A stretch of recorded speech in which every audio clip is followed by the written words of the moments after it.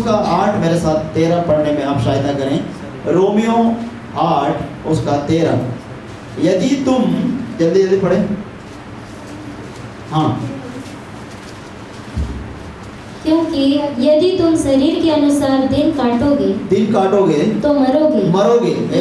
देखिए, मरोगे, शरीर के अनुसार दिन काटोगे तो मरोगे।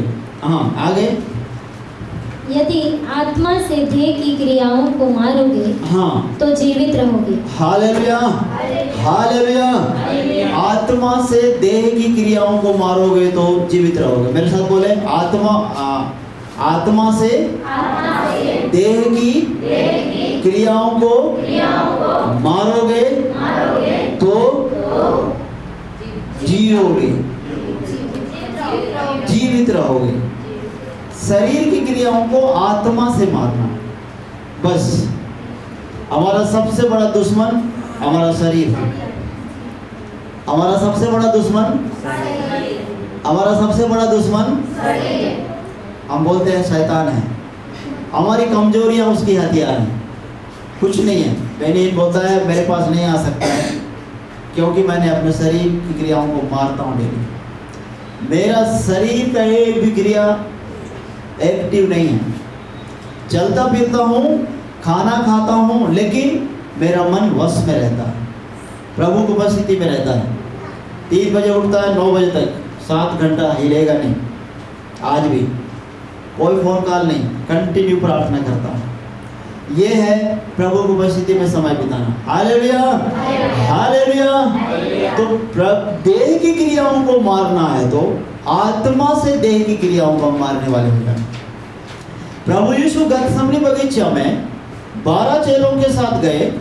पहले 9 चेलों को एक जगह रखे, तुम यहीं ठहरे रहना। उस बात को एक बार पढ़ेंगे। 26 का 39 जोर से पढ़े। फिर वह थोड़ा और आगे बढ़कर मुंह के बल गिरा। उससे पहले 36। तब यीशु अपने चेलों के साथ गतसमनी नामक एक स्थान में आया। हाँ, और अपने चेलों से कहने लगा, हाँ, यहीं बैठे रहना। हाँ, जब तक एक मिनट। चेलों से क्या कहा? मेरे तरफ देखें। मैं कम समय में आपको जहाँ पहुँचाना है वहाँ पहुँचाना चाहता हूँ,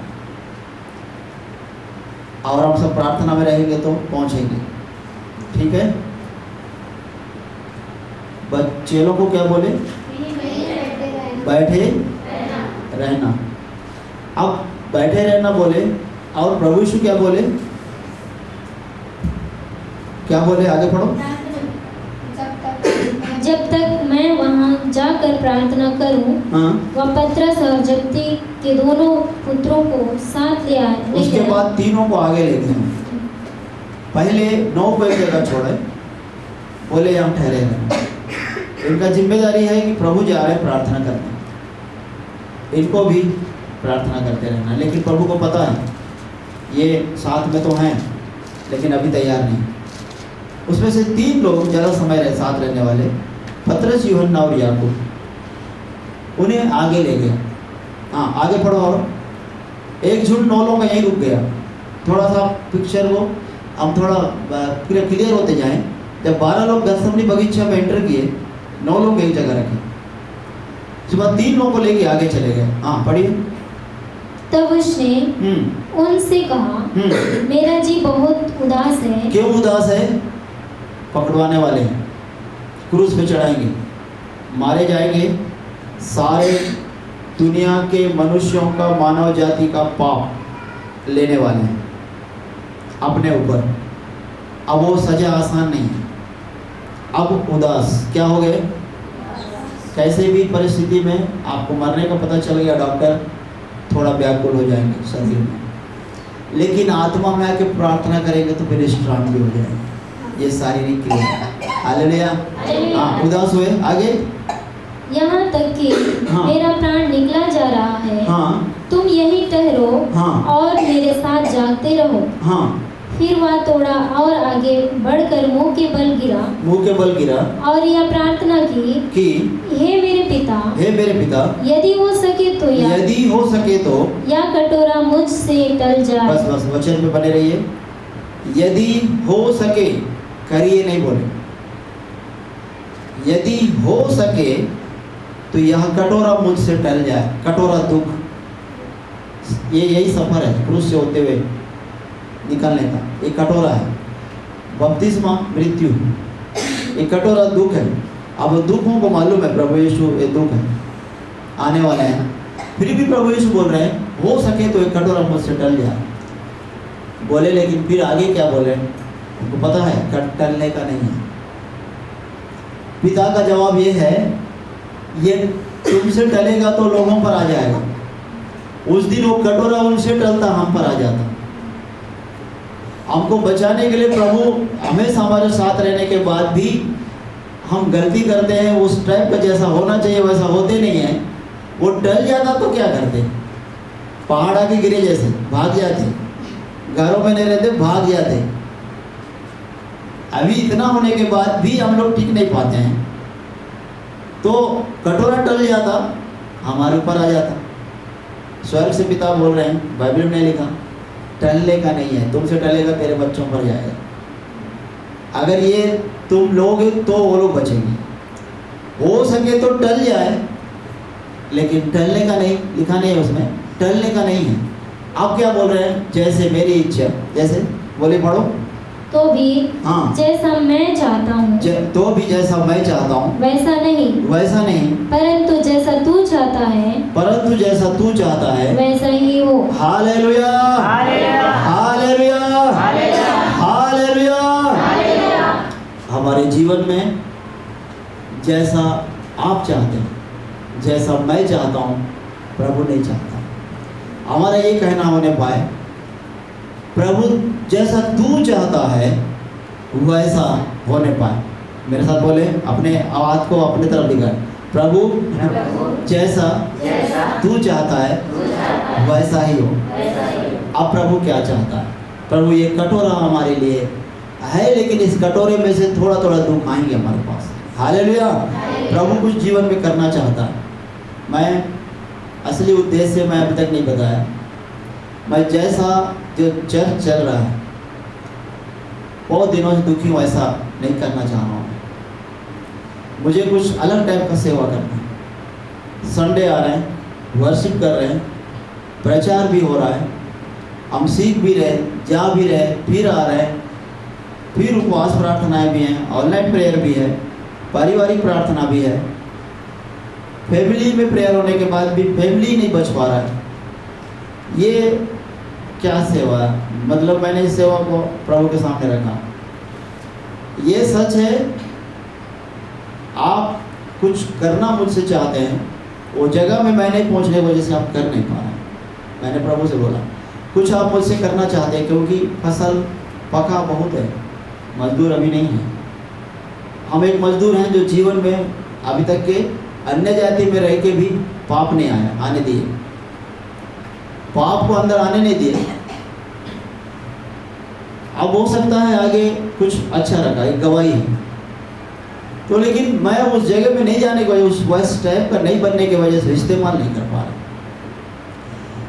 जो आप जो चाहते हो, मुझसे कुछ चाहते हो आप, मैं कुछ करना चाहता हूँ, मुझे किस तरह का मुझे सेवा करना है मुझे बताइए, और मैं कंप्लीट आपके हाथ में देता हूँ। मुझे ये जो सेवा है, इस तरह सेवा से मैं ऊपर उठना चाह रहा हूँ। ऐसा सेवा कब तक? कल 50 साल हो जाएगा, 20 साल हो जाएगा, बुजुर्ग हो जाएंगे, चले जाएंगे, यही आना जाना लगेगा, लेकिन बदलाव नहीं रहेगा। लोग निकलने जाने के पहले, हाँ आज कुछ हम पाए कि यहाँ से दरवाजे से निकलने के बाद लोग जब तक ये ना बोले कि हाँ आज संडे हम 4 जुए हैं, अगर ये ना रहे तो ये सेवा, मैं ऐसा सेवा नहीं करना चाहता हूँ। तो तुम प्रार्थना में आ जाओ, फिर मैं तुम्हें बताऊँगा। प्रार्थना बहुत सारे सिखाए, बहुत सारे बॉन्डेज और कुछ रुकावटें थी। सिगरेट पीने वाले व्यक्तियों के बीच में रहने सिर दर्द होता है, वो भी एक हमारी कमजोरी था, मेरा कमजोरी था, वो नहीं होगा। पूरा कमरे में सिगरेट भरने से नहीं, क्योंकि जो हमारे अंदर है जो संसार में है उससे बढ़कर है। कई दफ़े मैं उपवास प्रार्थना में नहीं निकलूंगा सोचता था, लेकिन एक सब सृष्टिकर्ता जब मेरे अंदर है तो सृष्टि में निकलने में तकलीफ नहीं होना चाहिए। हालेलुया। इन जगहों पे जाने के लिए सोचते थे हम लोग कि नहीं इस जगह दुकान जाऊंगा डिस्टर्ब हो जाऊंगा, लेकिन आपके अंदर कौन है? प्रभु यीशु कभी भी बंद कमरे में नहीं रहे। दिन में रात भर प्रार्थना करते थे, दिन भर पापियों के बीच में गए। अब जहाँ अगर जाना चाहिए नहीं गए, पूरे सामर्थ्य साथ जाएंगे तो हो सकता है उस दौरान हम किसी को गॉस्पेल सुनाए, वो बच जाए, सुने। तो अब जब तक अंदर रहना है अंदर, लेकिन ये है उपवास में अगले से इस्तेमाल करता है। वर्गीस सर भी प्रचार में बोले कि वो आपको बाहर से नहीं लाएगा, आपके ग्रुप झुंड में से दुख देगा, आपके परिवार से, आपके लोगों में से किसी न किसी में से खड़े करेगा। उसको मालूम है दूर से लाएगा तो आप बात ही नहीं, अभी अमेरिका से लाएगा आपको तकलीफ देने के लिए, आप नहीं जाओगे बात करोगे, तो फोन करेगा, अननोन नंबर है। लेकिन आपका भाई फोन करेगा तो बीका मेरे से फ़ोन किया है, कैसे नहीं उठाऊँ, यही है ना। बीका बहुत अच्छा है, मैं अपना उदाहरण देता हूँ ना। मैं आप फ़ोन करूँगा आपके यहाँ, आप बास्केट में हैं, क्या है खाना बना कि नहीं, तुम लोग कर क्या रहे हो गया बस। यही बात आपको दिन भर डिस्टर्ब। इसलिए बड़े लोग फ़ोन की बात नहीं करते हैं, इसलिए बात उनका फ़ोन होता ही नहीं है। बहुत अच्छा बता रहे थे महेश भैया, और 1 मिनट उनके लिए 24 घंटा डिस्टर्ब करे कोई नहीं चाहता है। ये बड़े लोग बात ही नहीं करते, मिलते ही नहीं, यही कारण है। तो हम उपवास में, आपको मालूम है किससे बात नहीं करना, लेकिन अय्यूब की पत्नी को इसलिए जिंदा रखा ताकि वो उसको ताड़ना दे के अलग कराए। आदमी बुराई कराए, उसको तोड़े, टूटा हुआ व्यक्ति को और तोड़े ताकि लास्ट में बुराई कराए। शैतान बच्चों को मार रहा, पत्नी को नहीं मारता क्या? आग लग गया था ना, पत्नी कहाँ थी? 10 बच्चे जल रहे थे, पत्नी कहाँ थी? वो भी जल सकती थी, लेकिन बचाया ताकि बच्चे जलेंगे, ये बीमार पड़ेगा, इसके सारे भेड़ बकरियां ऊंट सारे बैल सारे जले मरेंगे और बच्चे एक साथ मरेंगे। अब ये दुखी हो जाएगा ना। ये एनकरेज करने के लिए पत्नी को जिंदा नहीं रखा, इसका साथ देने के लिए। अगर साथ देने के लिए होता तो हाथ रख के बोलती प्रभु बनाया दिया, प्रभु लिया, वो बोलती। प्रभु ने दिया, प्रभु ने लिया, वो बोलती ना। अब तो छोड़ दे बोल रही है क्या? लास्ट में जब पेड़ के नीचे बैठा है अय्यूब, पूरे घावों से भरा है, बेटे पूरे बेटे 10 बेटे एक साथ, पूरे प्रॉपर्टी पूरा जल गया, पूरा कुछ है ही नहीं है, और शरीर भी अच्छा नहीं है। यानी अब एक मनुष्य में, वो भी खराब व्यक्ति है, एक भी गलती नहीं है, तो भी उसके साथ ये स्थिति है।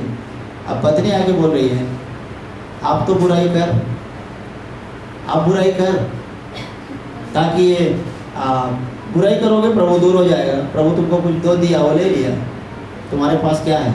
अगर प्रभु होता, क्या इतने एक ही लाइन लिखा है ना, लेकिन क्या नहीं बोली होगी सुबह से लेकर शाम तक अय्यूब को, तुम्हारा परमेश्वर कहाँ है? आज भी प्रार्थना होता है ना, तुम प्रार्थना कर रहे हो तो बच्चे क्यों नहीं सुधर रहे हैं? यही तो है। अरे वो खाने से तुमको खाने की जरूरत नहीं है, वो खाने से पत्नी को बोल रहे हैं कि पति तुम्हारी प्रार्थना से बच्चे क्यों नहीं सुधर रहे हैं, यही बोल रहे हैं ना। तो पत्नी खाने से पति को नहीं खाना चाहिए ना, पेट भर जाना चाहिए, भरना चाहिए क्या? वो सोने से जागो ना, वो सो रही ना तुम्हारे बदले, तुम जागो बस। तुम क्यों सोते हो, तुम क्यों खाते हो, तुम क्यों नहाते हो? पत्नी नहा रही तो पति साफ हो जाना चाहिए ना। प्रार्थना में एक, बाकी में क्वेश्चन नहीं है, बाकी तो बढ़ के कर रहे हैं। तो आज भी अय्यूब के साथ तो वही हुआ कि तुम्हारा परमेश्वर है तो 10 बच्चे क्यों मरे, तुम्हारा परमेश्वर है तो भेड़ बकरियां क्यों मरे, तुम्हारे बच्चे हैं तो तुम बीमार क्यों पड़े? वो तो चंगा करने वाला है। अय्यूब की किताब बाद में आया ना, निर्गमन में लिखा है मैं तुम्हारा चंगा करने वाला। नहीं, किताब तो मूसा लिखा है, अय्यूब तो पहले, सबसे पहला किताब बोलते हैं। अगर बाइबल के स्कॉलर्स को अगर बोले तो अय्यूब पहले है, लेकिन सीक्वेंस बनाते समय ऐसा लिखा है।